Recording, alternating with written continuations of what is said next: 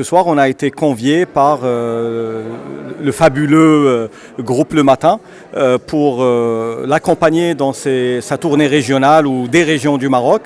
Et on a fait avec le groupe ce soir une station extraordinaire où on a discuté de l'essor de la région à travers le prisme de l'entrepreneuriat des jeunes.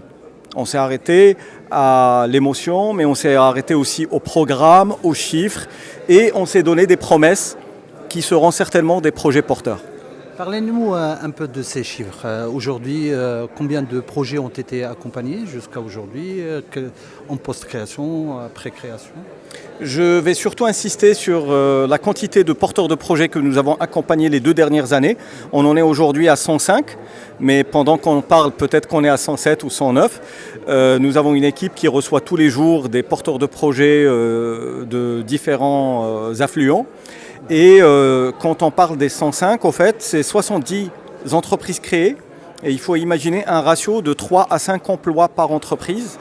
Et ce sont des entreprises dans plusieurs secteurs, dans l'agriculture, notamment l'agritech, mais aussi dans les industries créatives et culturelles, dans le service, dans le narratif, dans le storytelling. Et je pense que ce soir, on a laissé la musique se composer par les jeunes porteurs de projets que nous accompagnons.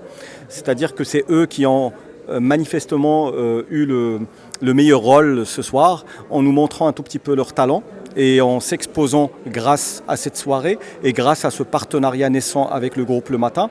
Ils se sont exposés à un marché local, un marché régional, un marché national et pourquoi pas, à travers le prisme du média, à un marché international.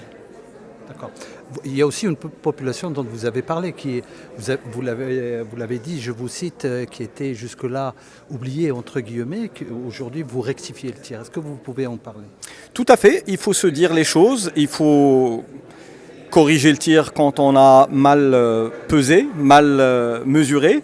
Et chez nous, à EBF en tout cas, on a peut-être un peu négligé la part des personnes en situation de handicap qui ne venaient pas nécessairement frapper à notre porte et qui n'étaient pas nécessairement dans les diverses manifestations, les caravanes qu'on opérait.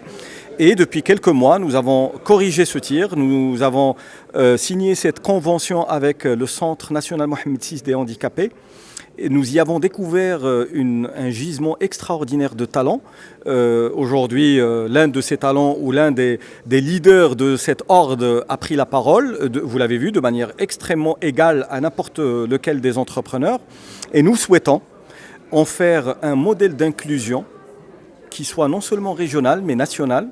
Et nous aimerions que les programmes que nous accompagnons aujourd'hui, quel qu'il soit, d'abord le programme majeur qui est celui de l'INDH, mais ensuite les autres programmes que nous lançons, que ce soit dans la travel tech, dans l'agritech, green tech, au fait, qu'on les inclut à toutes les échelles. Et encore, nous n'avons pas pu dévoiler ce soir, faute de temps, qu'il y avait des opportunités incroyables à l'intérieur de l'expérience client de cette population. C'est-à-dire qu'aujourd'hui, les centres marocains achètent au prix le plus cher et de manière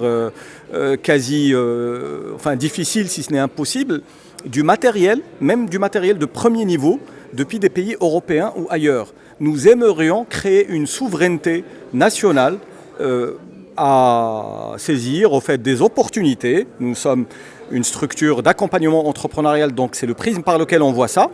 Et pour nous, c'est un marché à 360 degrés où on aide des jeunes dans des situations de handicap à intégrer des entreprises, à créer des entreprises, à intégrer eux-mêmes des handicapés dans leur entreprise, à créer le modèle, l'exception, mais aussi on imagine tout le potentiel dans l'expérience utilisateur qui pourrait être adressée soit par eux, soit par leurs confrères et consoeurs, entrepreneurs que nous accompagnons tous dans cette région.